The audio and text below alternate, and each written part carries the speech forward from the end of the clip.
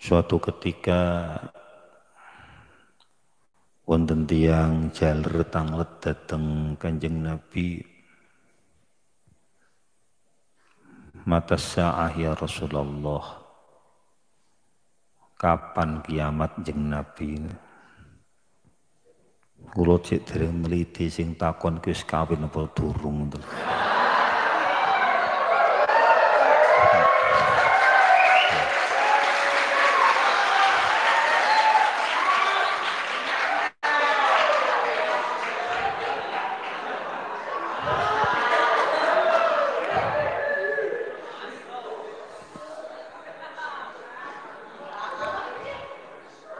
Granten takon ngoten niku biasa kudu memperhitungkan diri.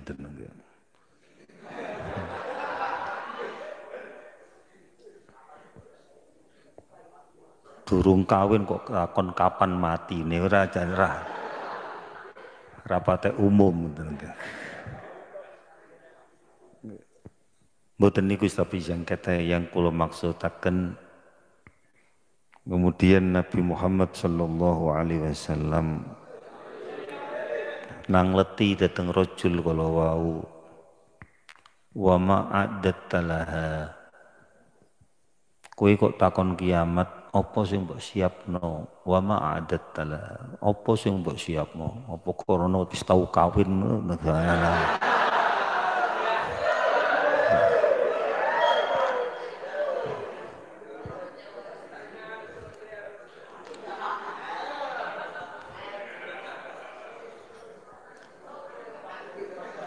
Jawabe wong lanang niki mboten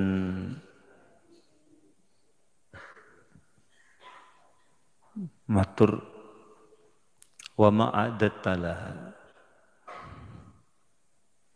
Jawabe wong lanang niki namung cekak aus hubbaka ya Rasulullah. Demen dateng panjenengan Gusti. Jadi dia tidak mengandalkan sholatnya, tidak mengandalkan puasanya, tidak mengandalkan derajatnya, juga tidak ngandelno bujune, tidak. Tapi yang dindelno paling piyambake hubbaka ya Rasulullah. Cinta panjenengan. Apakah kemudian cinta panjenengan, cinta Rasulullah itu meligi kurma bilisan mawon bahwa cinta pada Rasul? Enggak. Sebab mencintai istri adalah bagian dari cinta Rasulullah sallallahu alaihi wasallam.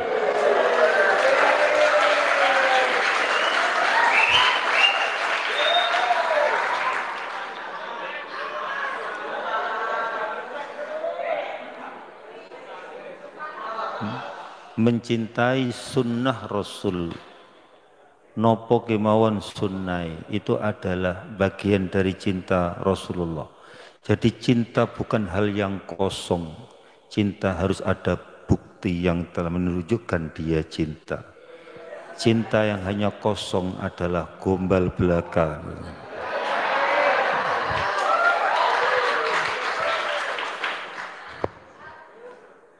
Jadi ini yang kemudian saya lebih terenyuh lagi adalah sebuah kata-kata sahabat Anas yang menceritakan tentang hal itu. Inni uhibbu Rasulullah wa inni uhibbu Umar Abu Bakrin wa Aba Bakrin wa inni uhibbu Umar asa ayyakuna ayyajma'ani ma'ahum walau kuntu lam a'mal mislahum au kama qalu.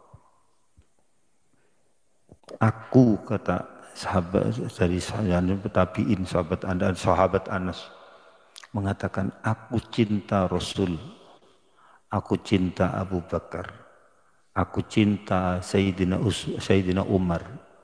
Kenapa yang disebut dua, Sayyidina Utsman di mana, Sayyidina Ali di mana? Karena ketika beliau mengatakan ini, pemerintahan masih dipegang oleh Sayyidina Utsman. Sehingga masih hidup tidak layak untuk kemudian ngomong saya cinta. Yang disebut adalah orang-orang mati yang kemudian menjadi sebuah pelajaran agar kita cinta mereka, cinta solihin, cinta para ulama, cinta para kiai, cinta guru-guru dalam rangka agar kita dikumpulkan bersama mereka. Kata sahabat Anas, saya cinta Rasul, saya cinta Abu Bakar, saya cinta Umar. Semoga Allah mengumpulkan aku bersama mereka walaupun aku tidak beramal seperti mereka.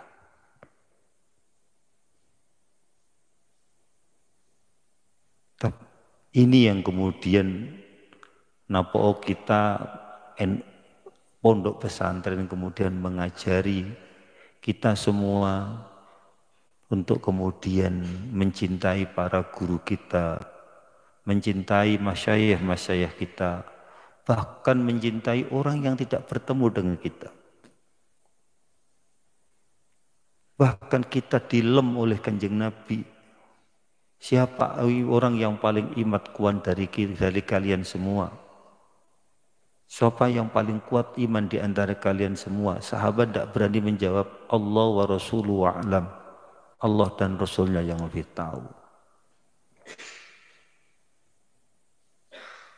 Apa jawab Rasul? Man amana bihi walam yarani. Orang yang iman dengan aku tapi tidak pernah tahu tentang aku. Tidak pernah melihat aku. Mugi-mugi perkumpulan ini, di pondok ini, perkumpulan yang model-model begini, menambah cinta kita terhadap Rasulullah Sallallahu Alaihi Wasallam, yang kemudian naik nambah cinta datang Allah Subhanahu wa Ta'ala. Sampun.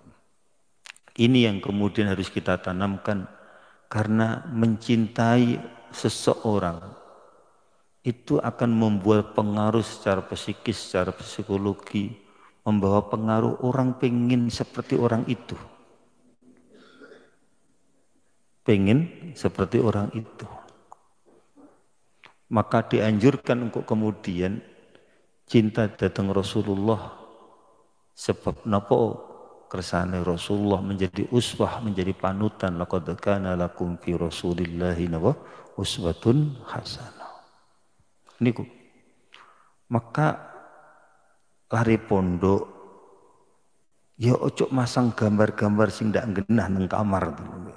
Gambari Michael Jackson, Madonna, ngoten iki. Ya akhirnya arek pondok ngombe akhirnya. Wong sing kabeh dipasang gambar Michael Jackson bae.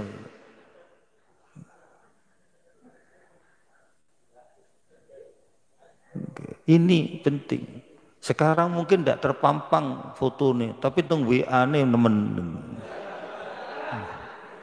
Tambah repot. Maka penanaman mulane jeri Allah faqsusil qasas la'allahum yatafakkarun.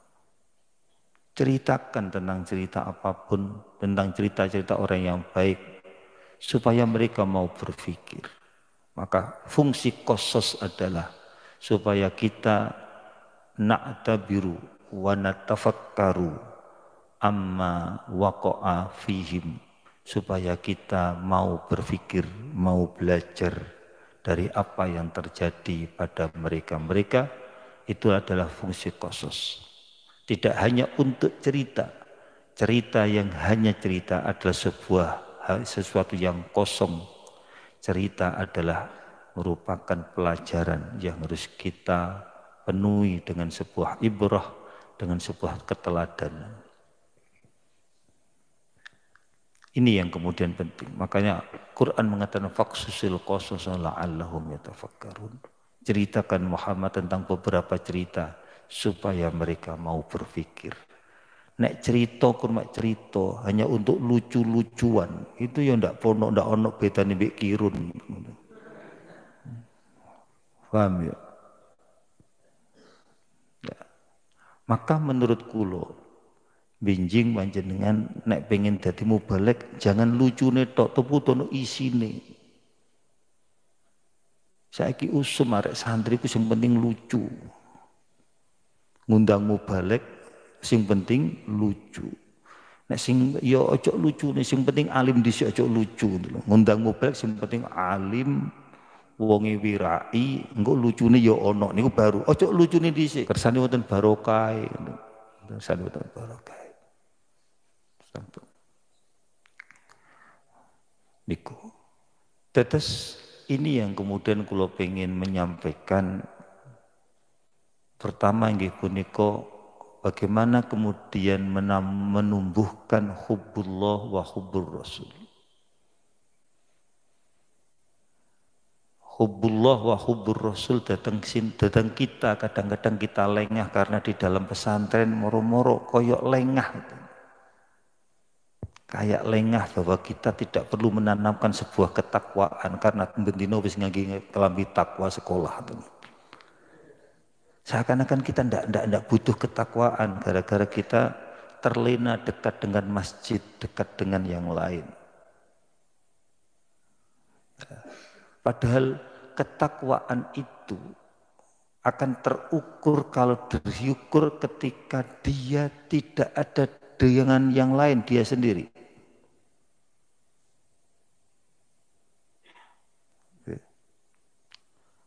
Kok ngoten?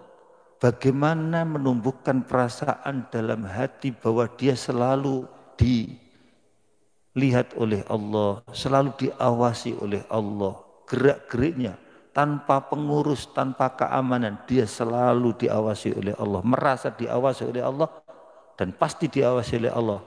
Itu adalah kegiatan seorang yang mukmin. Kalau itu belum ada pada kita, tengkulo barang termasuk, ini ku dereng kita itu.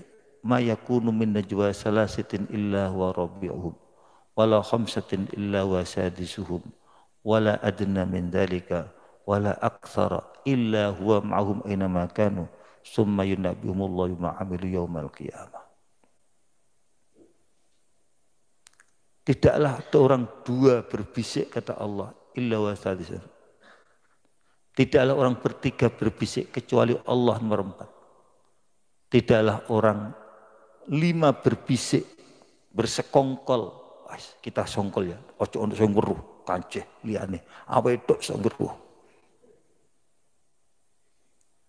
Lah, kalau kemudian orang-orang begini ini bersekongkol dalam hal sing mboten sae, terus merasa tidak diawasi oleh Allah, ini yang namanya ketakwaannya tidak muncul. Muncul takwa ketika begitu, merasa dimanapun dia berada, dia diawasi oleh Allah Subhanahu Wa Taala. Ini kadang-kadang tauhid wis apal wujud kita mbak kok, tapi tidak melbu blas. Akidatul awam tapi tidak melbu blas. Moco umul barohin korome oleh utek tok tapi orang muncul. Tidak merasa dia diawasi oleh Allah Subhanahu Wa Taala. Maka Nabi berkata dalam sebuah hadis, la yasriku sariku wa huwa mu'min, wa la yazni zani wa huwa mu'min, wa la yazni zani wa huwa mu'min, wa la yashrabu syari wa huwa mu'min. Tidaklah orang akan mencuri. Tidak mungkin seorang santri mencuri tak koncone kalau dia iman. Berarti ono santri gelem mbek barange wong liya ketika njipik. Berarti dia tidak ingat Allah. Imane mlayu waktu itu mungkin nanti. Demikian juga santri sing ngombe ya tutup ngombe kopi. Ya ngombe konoan iku. Sing sampai ditokno teko pondok iku lho maksudnya. Wala yashribu syari wa huwa mu'min. Dan tidaklah orang akan minum khamr kalau dia iman. Tidak akan. Loh, kalau ini mau dipasrahkan ke keamanan kabeh, mau diamankan diasaskan pada pengurus, tidak iso. Wong jeng Nabi mau diaudoi Allah, wa ma anta alaihim bihafid. Kamu Muhammad tidak bisa menjaga mereka 24 jam.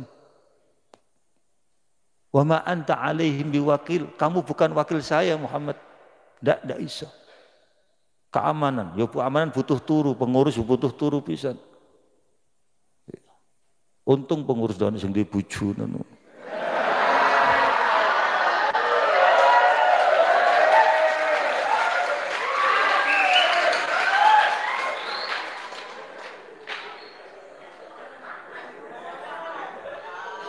Ini maka kulo mungkin yang paling sor itu kadang-kadang santri, sinten mawon termasuk kulo, santri dimanapun juga tidak di pondok tengen.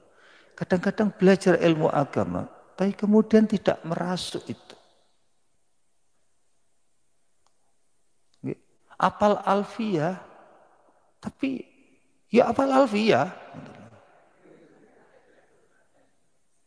Apal alfiyah iya wedoan oke, lo repot tuh.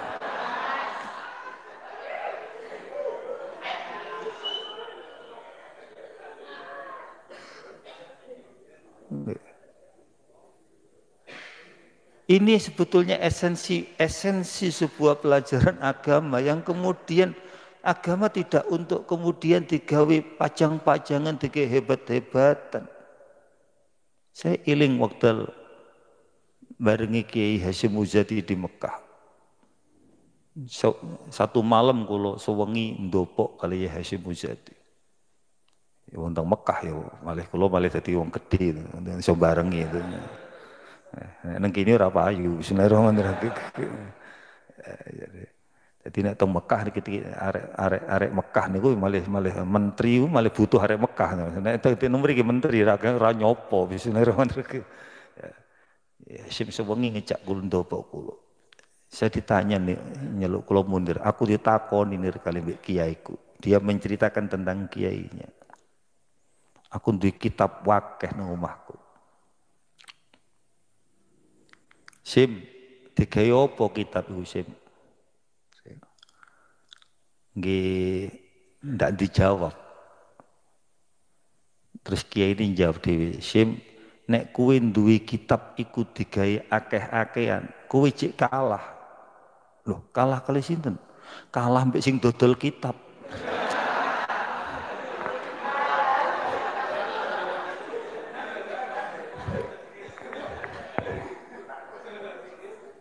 Maka ndak bisa kitab menjadi gul-gulan.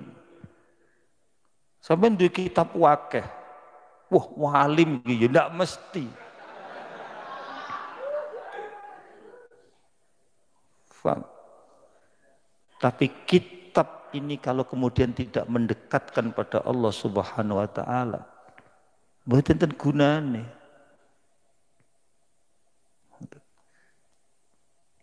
Karena inna akramakum indallahi atqakum. Luweh mulyane sira kabeh mungguhe Allah, bukan a'lamukum paling alim sira kabeh, mboten. Maka ndak perlu susah wong sing ndak apal-apal alfiyah iku mbok menawa dadi atqakum. Tapi ojo sampai alfiyah ndak hafal ndak blek oleh.